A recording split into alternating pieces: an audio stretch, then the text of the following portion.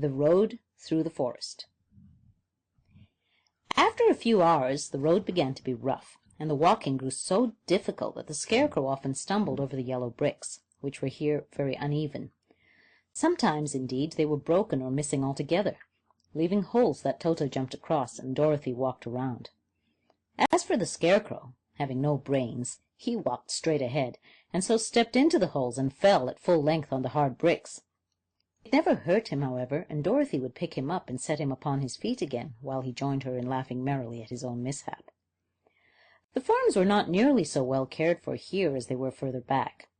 There were fewer houses and fewer fruit trees, and the further they went, the more dismal and lonesome the country became. At noon they sat down by the roadside near a little brook, and Dorothy opened her basket and got out some bread. She offered a piece to the Scarecrow, but he refused. "I am never hungry," he said, "and it is a lucky thing I am not, for my mouth is only painted, and if I should cut a hole in it so I could eat, the straw I am stuffed with would come out, and that would spoil the shape of my head." Dorothy saw at once that this was true, so she only nodded and went on eating her bread. "Tell me something about yourself and the country you came from," said the Scarecrow, when she had finished her dinner. So she told him all about Kansas and how gray everything was there, and how the cyclone had carried her to this queer land of Oz.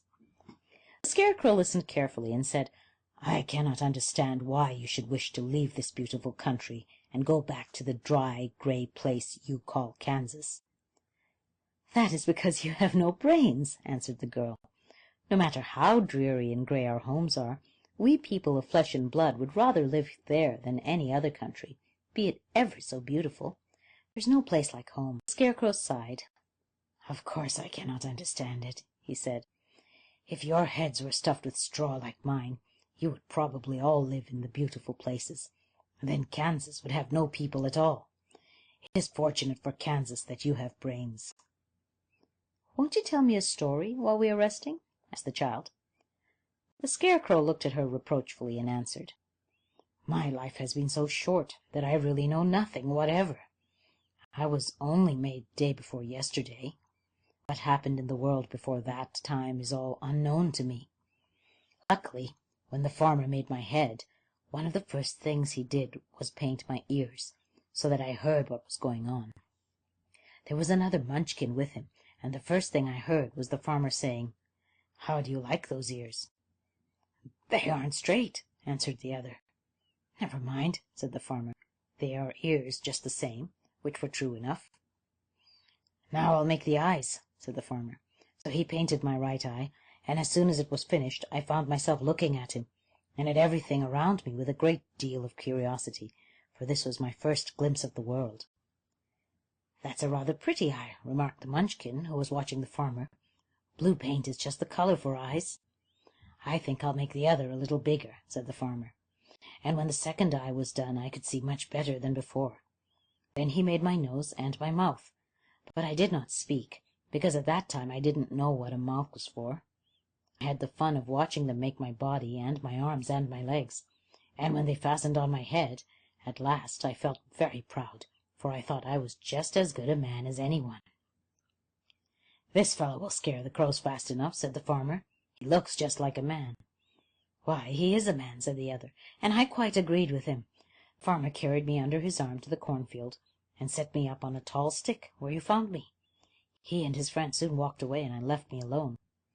I did not like to be deserted this way, so I tried to walk after them, but my feet would not touch the ground, and I was forced to stay on that pole. It was a lonely life to lead, for I had nothing to think of, having been made such a little while before. Many crows and other birds flew into the cornfield, but as soon as they saw me they flew away again, thinking I was a Munchkin, and this pleased me and made me feel that I was quite an important person. By and by an old crow flew near me, and after looking at me carefully, he perched upon my shoulder and said, 'I wonder if that farmer thought to fool me in this clumsy manner. Any crow of sense could see that you are only stuffed with straw.' And then he hopped down at my feet and ate all the corn he wanted. The other birds, seeing that he was not harmed by me, came to eat corn too, so in a short time there was a great flock of them about me. I felt sad at this, for it showed that I was not such a good scarecrow after all. But the old crow comforted me, saying, If you only had brains in your head, you would be as good a man as any of them, and a better man than some of them. Brains are the only things worth having in this world, no matter whether one is a crow or a man. And after the crows had gone, I thought this over, and decided I would try hard to get some brains. By good luck you came along and pulled me off the stake, and from what you say, I'm sure the great Oz will give me brains as soon as we can get to the Emerald City." "I hope so," said Dorothy earnestly, "since you seem anxious to have them." "Oh, yes, I am anxious," returned the Scarecrow. "It is such an uncomfortable feeling to know one is a fool." "Well," said the girl, "let us go." And she handed the basket to the Scarecrow. There were no fences at all by the roadside now, and the land was rough and untilled. Toward evening they came to a great forest, where the trees grew so big and close together that their branches met over the road of yellow brick. It was almost dark under the trees, for the branches shut out the daylight, but the travelers did not stop, and went on into the forest. "If the road goes in, it must come out," said the Scarecrow, "and as the Emerald City is on the other end of the road, we must go wherever it leads us." "Anyone would know that," said Dorothy. "Certainly. That is why I know it," returned the Scarecrow. "If it required brains to figure it out, I never should have said it." After an hour or so the light faded away, and they found themselves stumbling along in the darkness. Dorothy could not see at all, but Toto could, for some dogs see very well in the dark, and the Scarecrow declared that he could see as well as by day. So she took hold of his arm and managed to get along fairly well. "If you see any house or any place where we can pass the night," she said, "you must tell me, for it's very uncomfortable walking in the dark." Soon after, the Scarecrow stopped. "I see a little cottage at the right of us," he said, "built of logs and branches. Shall we go there?" "Yes, indeed," answered the child. "I am all tired out."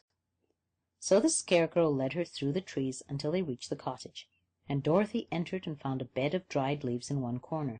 She lay down at once, and with Toto beside her, soon fell into a sound sleep. The Scarecrow, who was never tired, stood up in another corner and waited patiently until morning came.